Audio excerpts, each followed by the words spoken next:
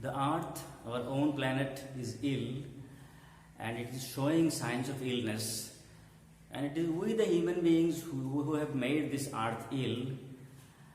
But the good news is that since 1972, people of the world have started realizing that the Earth is really ill, and they have come up with some kind of strategies and measures to treat the Earth and to give it back its health. So the year 1972 is important because in that year, for the first time in the world, a Green Party was formed in New Zealand. And then there is something called Green Movement. What is this? Green Movement is to make people conscious about the illness of the earth and to convince them, to encourage them to work so that the earth can get back its greenness. People have done a lot of harm to environment. Environmental degradation is there, cutting of trees is there, and the loss of greenery by the earth is there. So the earth has to get back its greenness, it has to get back its health. This is what people are now working for. And as a result of this emergence of green movement, some new concepts, now some new thoughts came. People started changing their mindset, changing the way of their thinking. The earlier idea about the earth is that it was something mechanical. People then realized no, the earth is something, it is an enormous body of which we are parts, and it also has its metabolic needs. Like human beings, it also may fall ill, and it also needs care and people's responsibility to work for its healthy growth. So the next part is the concept of sustainable development. That is something very important. Sustainable development. Sustainable development is something that is important for your understanding of this lesson and for your passing, for getting marks. Not only this, throughout your whole life you will often find this term, sustainable development. The author said the concept of sustainable development was popularized in 1987 by the World Commission on Environment and Development. World Commission on Environment and Development is an organization that popularized the term sustainable development in 1987, and this popularization of sustainable development is another step forward to convince people that the earth is suffering and we need to work for its health. What is this thing, sustainable development? It is, in its report, it defined the idea as development that meets the needs of the present without compromising the ability of future generations to meet their needs. That is, without stripping the natural world of resources future generations would need. We people are often very, very selfish and self-centered, and we rarely bother about what will happen next. Whatever we have got, whatever resources we have got, let us enjoy. So sustainable development is the idea that we have to utilize natural resources for our benefit. At the same time, we have to make sure that there should be enough natural resources so that the next generations can also survive. They also get the potential from the earth. They also get benefits from natural resources. So we are not to perish all the natural resources. We are not to consume all of them. We have to the development that meets the needs of present. One need is the need of the present. The present world population, they have their need. But at the same time, we have to take into account the needs of our future generation, the generations that will come, that they should not find a very poor earth. Sufficient resources should be stocked for them also. We have to enjoy, we have to consume natural resources for our own benefits, at the same time preserve some of them for the future. What is it? It means without stripping the natural world, strip, S-T-R-I-P, strip, earlier you got it in the poem, when autumn came, strip. One meaning of strip is to remove the cloth. Here stripping means removing. Without stripping the natural world of resources future generations would need. The resources that we have in the natural world, for example, in the mine there are resources, there are metals like ores are there. You can get gold, and you can get petroleum products, you can get oil, and then you have resources in the forest, you have resources in water. So all the resources that are there, these resources should, we should not strip all the resources, we should not end all the resources for our benefit only. We have to think that how the same resources can be useful for our future generation also. They should not be deprived of the natural resources. If we keep this in mind, that when we work for our benefit, for the benefit of the present generation, and we have in mind what kind of benefit our future generations will get, that on the resources of the earth they also have their right, this way of thinking is called sustainable development. Development you do, at the same time there should be enough chances, enough means for sustenance of the next generation. And then the author gives a very nice example of how human beings are very cruel. Human beings are really very self-centered. In the zoo at Lusaka, Zambia, there is a cage where the notice reads, the world's most dangerous animal. Lusaka is the capital of Zambia, and in that Lusaka there is a zoo, and in the zoo there is a cage, and on the cage there is a notice. The notice says, the world's most dangerous animal. Seeing this thing on the notice, one may wonder, oh, the next animal that I am going to see is the world's most dangerous animal. No name of the animal is given. So you may wonder, what is that animal? But as you progress, as you go forward, then inside the cage there is an animal, but there is no animal. The notice says the world's most dangerous animal. But inside the cage there is no animal. What does it mean? It means that there is a mirror only, there is no animal where you see yourself. The moment you go in front of the mirror, it is you whom you see. It means the notice that says the world's most dangerous animal, it is none but you only. It is only human beings which are the most dangerous animal in the world. By this the author means to say that it is human beings who actually do harm to the earth. It is human beings who degrade the natural resources. It is the human beings who make this earth so hot, and it has lost its potential, it has lost its greenness. It is human beings who are doing all the harms to the earth. They are very selfish, they just know about their benefit only, about their interest only. So sustainable development is the development where you don't think about only your benefit, you think about the benefit, about the well-being of the future generation also. And these thoughts started coming gradually after 1972. Then the author says, thanks to the efforts of a number of agencies in different countries, a new awareness has now dawned upon the most dangerous animal in the world. Dawn, D-A-W-N. As a noun, it is not down, it's dawn, D-A-W-N. Dawn, it means the time before sunrise, very early in the morning, dawn. And then here it is used as a verb. In this context, it is used as a verb. It is dawned upon, it means it is occurred. Thanks to the efforts of a number of agencies in different countries, a new awareness has now dawned. It means a new awareness has now occurred, has taken place upon the most dangerous animal in the world. Yes, human beings are the most dangerous animal in the world. In a zoo in Lusaka, that is very fantastically presented. But the author said, although human beings were regarded as the most dangerous animal, because of the activities and awareness programs of some of the agencies in different countries of the world, at least now, this most dangerous animal, the human beings, they have started realizing certain facts. Some positive thoughts have started coming into their mind. He has realized, human beings have realized, what have they realized? He has realized the wisdom of shifting from a system based on domination to one based on partnership. The earlier notion of the human beings were that we are the human beings, we are everything, this world is for us only, all the resources are for us only, human beings, and they did whatever they wanted. They consumed the whole resources. They didn't bother about other animals, other living organisms.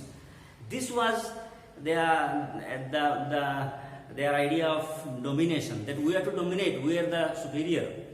But now the new concept, the new idea in the mind of human beings is that no, we should not dominate. There should be a kind of partnership. This earth is for all. The resources are for all. We are not the only living organisms for which this earth is. Small and big, other small and big organisms are there. This earth is for all of them. All the organisms have the right to live here.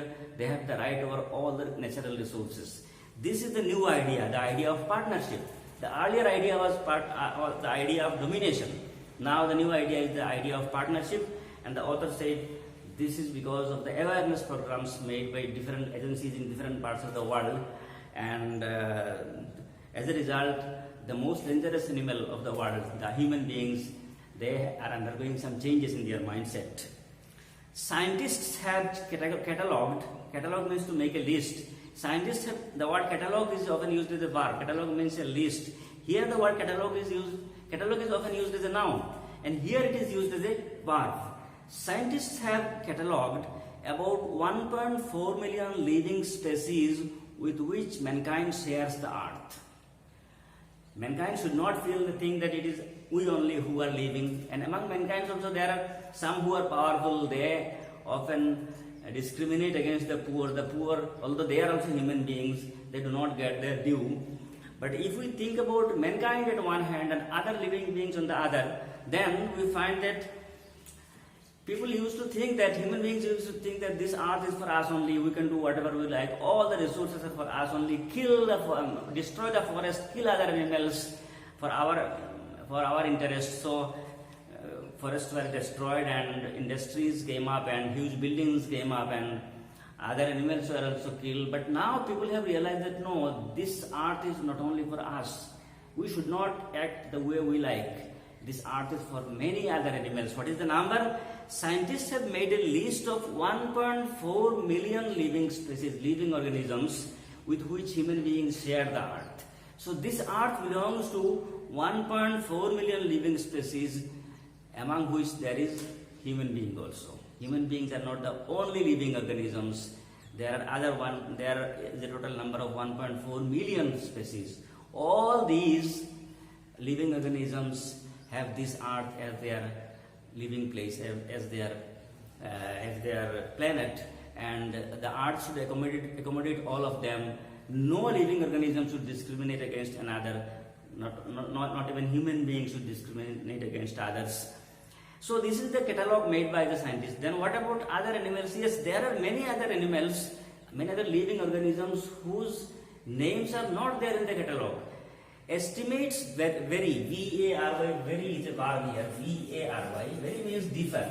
Estimates differ. What is the estimate? There are many other estimates, different estimates are there. From the word, estimates vary widely as regards the still uncatalogued living species.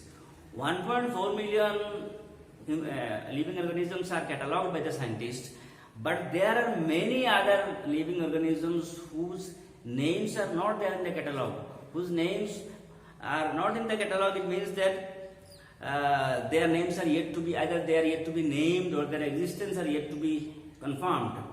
Biologists means those scientists who deal with biology. Biologists reckon, R-E-C-K-O-N, reckon means count. Reckon means count or they calculate. Biologists reckon, they calculate. What do they calculate? They calculate that about 3 to 100 million other living species still languish. Languish means they are growing weak. They are not like those 1.4 million living species. They are weaker. They are less strong. So their identity is yet to be known. Biologists make an assessment that about 3 to 100 million other living species are there. So firstly there is a catalogue, there is a list of living organisms. That list is made by scientists, and in this list 1.4 million living organisms are mentioned, but biologists say that 3 to 100 million other living organisms are there which are still not catalogued. Estimates vary widely as regards the still uncatalogued living species. How many living species are still uncatalogued, are still unlisted? There is difference of opinion. Biologists say that about 3 to 100 million living species are still growing weak, and they are not yet listed, and they are unnamed in ignominious darkness. Ignominious means in a disgraceful. Darkness means they are unrecognized. They are still not recognized. They are their existence is still not known. So you can imagine how many species are there in the world. So we human beings are living on this earth. We are not the only species. There are many other organisms with which we share this earth, with which we share the resources that are available on the earth. One of the early international commissions which dealt inter alia with the question of ecology and environment was the Brand Commission, which had a distinguished Indian as one of its members, Mr. L.K. Jha. The first Brand report raised the question, are we to leave our successors a scorched planet of advancing deserts, impoverished landscapes and ailing environment? So, one of the early international commissions which dealt inter alia, the term inter alia is very important. If you study law, you will again find the term inter alia there in legal discussions. Inter alia means among other things. Among other things. For example, you can use this term in this way. In the meeting we discussed inter alia, the students' progress of study. This means that in the meeting we discussed some other topics. Inter alia means among other things. We discussed students' progress of study. This is one topic, but there were other topics. Among the other topics, this was one. So inter alia means among other things.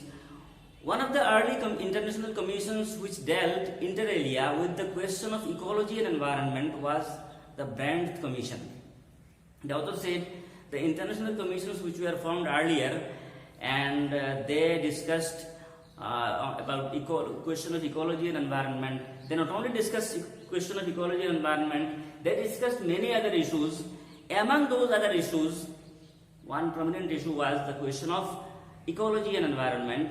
And those commissions which dealt with such things, one such commission was Brand Commission, and in that Brand Commission one member was an Indian and his name was Mr. L.K. Jha, and the first Brand report raised a question. What was the question? The question was, are we to leave our successors, means those people who will come after us, are we to leave our successors a scorched planet? Scorched means something that is burnt down because of extreme heat. If things lose their potential, lose their strength.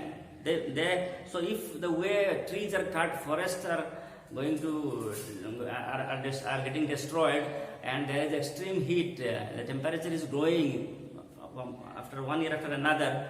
So this is how the earth is becoming scorched. It is becoming a very hot place. So the Brand report raised the question: are we to leave our successors a scorched planet of advancing deserts? The way people are doing injustice to the environment, it means that the next generation will find this earth a scorched planet, a burnt down planet. There will be advancing deserts, impoverished landscape. Deserts will be more and more productive.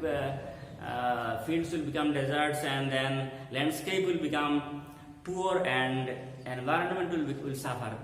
Are we going to leave such an environment? Are we going to leave such a planet, such an earth to our successors? That was a question raised by Brand Commission, because such was the situation going on at that time. And with such kind of raising of questions and such kind of new ideas that came up in 1987, for example, sustainable development, and estimates made by scientists about how many other living organisms are sharing this earth with us, how many are still not catalogued. These kind of thoughts gradually influenced human mind, and they started taking care of the earth. Mr.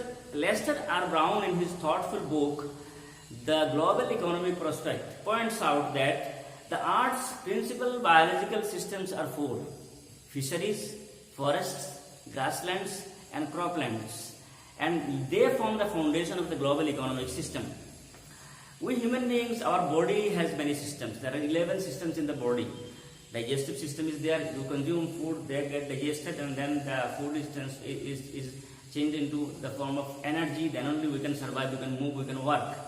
This is one system, digestive system. There is nervous system, there is blood circulatory system. There are many systems. 11 systems are there in human body. In the same way, Lester R. Brown, he wrote in the book The Global Economic Prospect that The earth also has four biological systems. Four biological systems the earth has, and these four biological systems together make the complete earth. What are those? One is fisheries. It means there should be fisheries. Fisheries is essential for the earth. Unless there is fishery, fishes will not get comfortable zone, comfortable area for them, for their survival, for their growth. There should be forests where plants will grow freely, independently. There should be grasslands, and then there should be croplands, lands where crops will grow, crops will be produced. So these four are the principal biological systems of the earth according to Mr. Lester R. Brown. And according to him, these four, they form the foundation of the global economic system. What is this global economic system? That in every part of the world, people should get enough food and other necessary things from the natural resources available, from forest, from water, from everywhere. The productivity that these things give, from all these productions, all the human beings in different parts of the world should get sufficient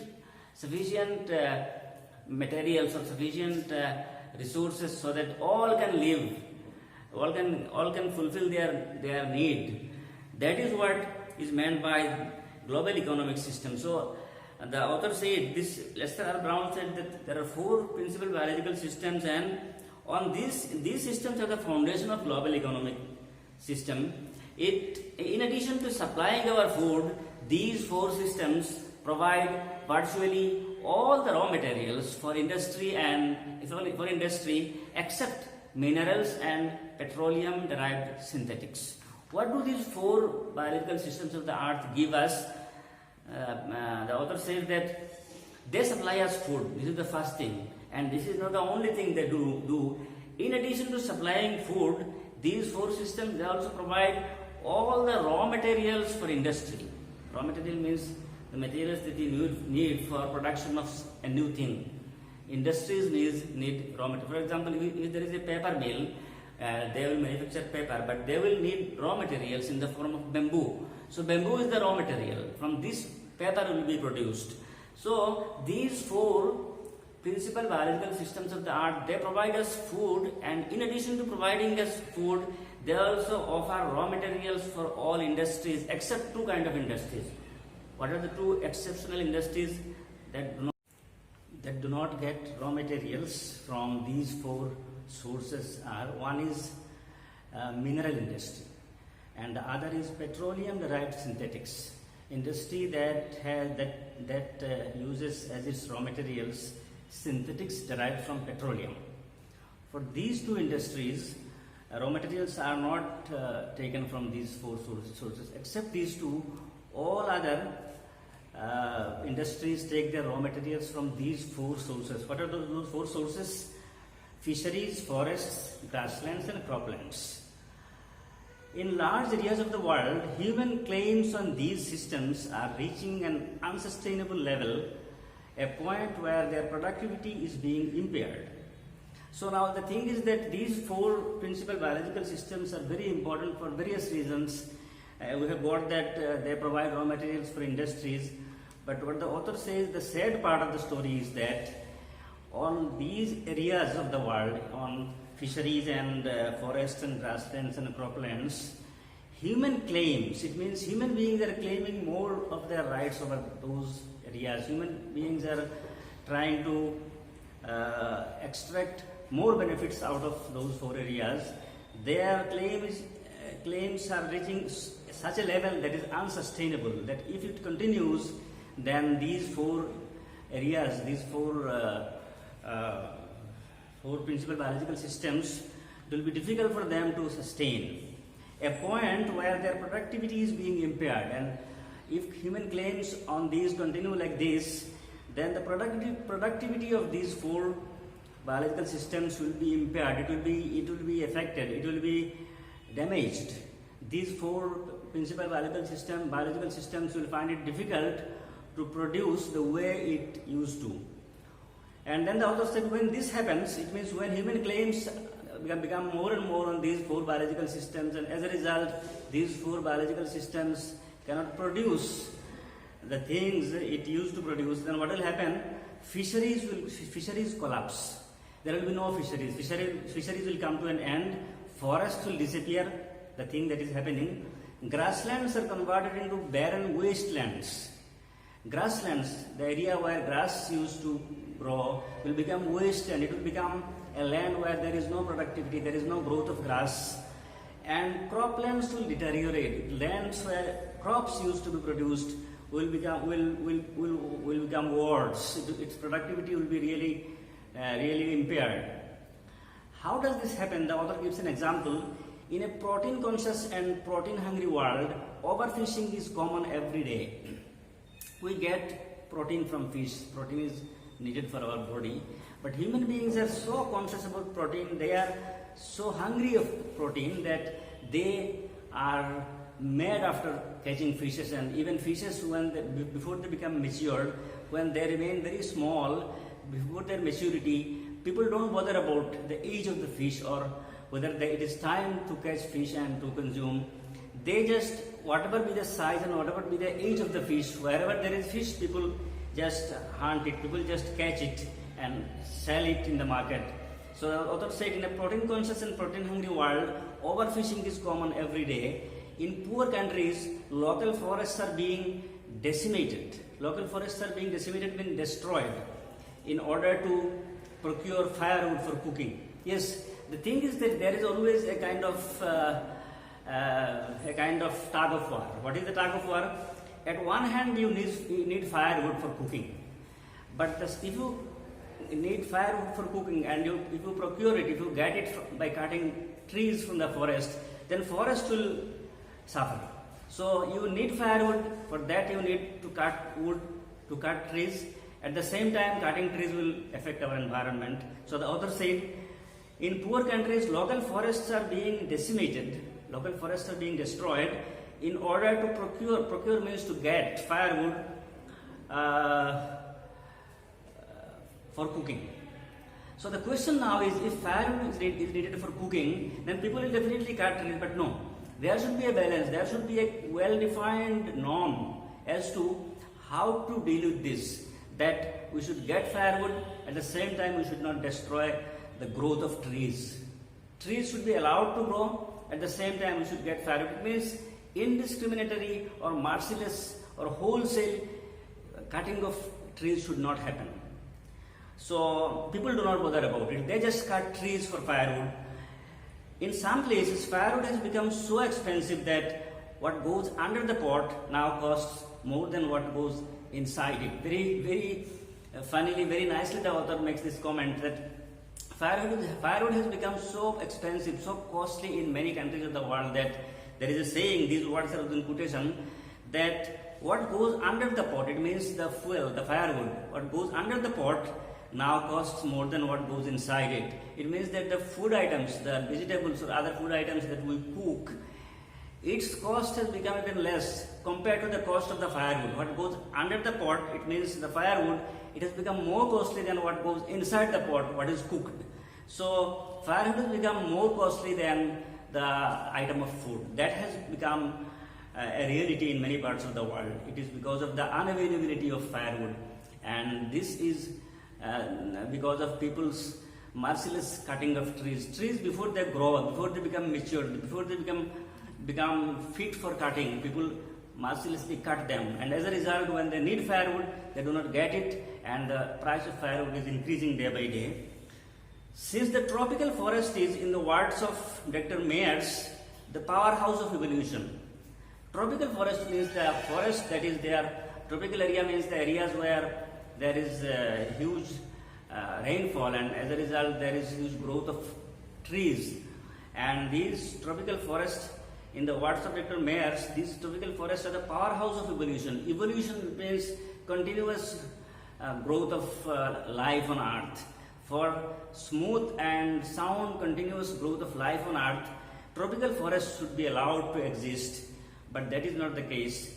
The tropical forest, which according to Dr. Mayers is the powerhouse of evolution, several species of life face extinction. Extinction means end.